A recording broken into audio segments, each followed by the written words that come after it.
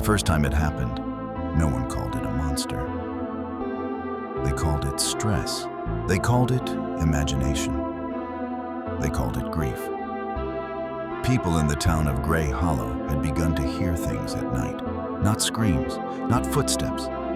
Something worse.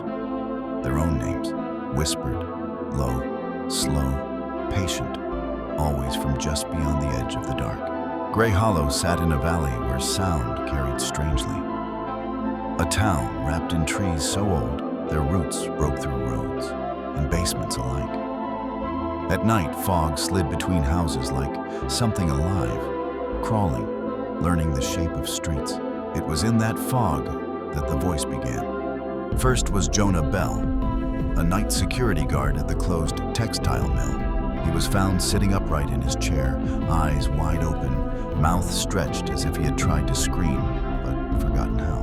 No wounds, no blood. Just his lips torn raw, like he had whispered something over and over until his voice broke. On the wall behind him, scratched deep into concrete with his own fingernails, was one word: coming. After that, people stopped walking alone at night. But the thing didn't need night. It learned schedules. It learned routines. It learned names. You never heard it loudly. It never rushed. It waited until you were tired, until your mind loosened its grip on reality. Sarah. A woman woke to hear it beside her bed. She rolled over, expecting her husband. No one was there. But the voice came again. Closer now, softer. Sarah, don't look at me yet. She covered her face with the blanket, heart pounding. She told herself it was a dream. Then something pressed down on the mattress beside her. Slowly, deliberately. The weight was wrong, too heavy, like a body that didn't understand how much it weighed. She held her breath. The voice leaned closer, breath cold and damp against her ear. I practiced your voice today. In the morning, her house was empty. Front door wide open. Her phone still charging on the nightstand. The bed was soaked through, not with blood, but with fog. People started leaving town. Those who stayed noticed something else. Reflections changed. Mirrors lagged behind movements. Faces smiled a moment too late. Sometimes mouths moved when no sound came out. Children refused to say their names out loud anymore. They said it felt like someone was listening when they did. Then the recording surfaced. A teenager named Lucas uploaded a video he filmed while walking home through the woods. The camera shook as he laughed nervously, joking about the town rumors. Then the laughter stopped.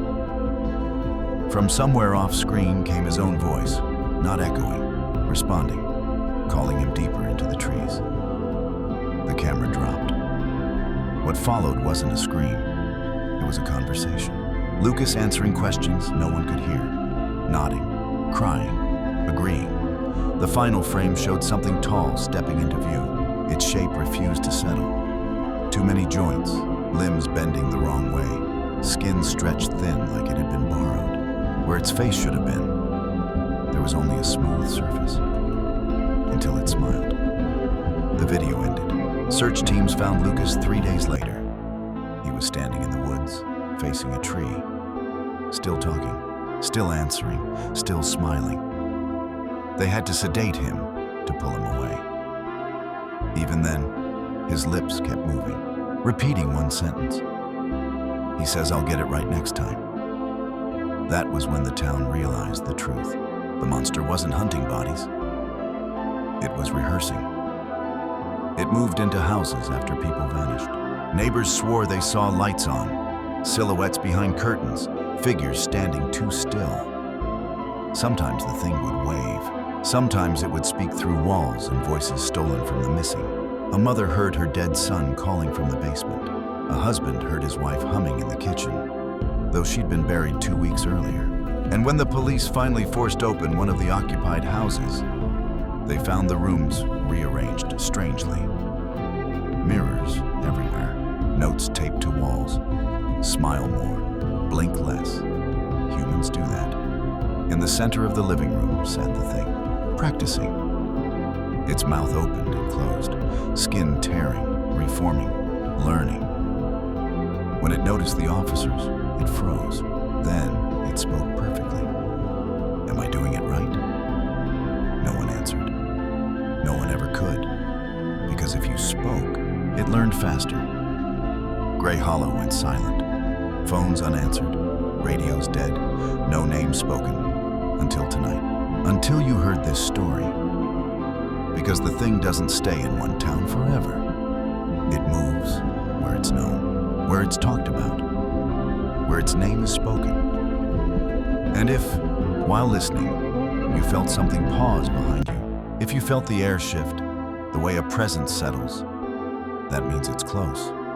Listening, practicing your voice, learning how to say your name the way you do. So when you hear it whisper from the dark, don't answer. It's waiting to hear if it sounds human enough. Subscribe for more.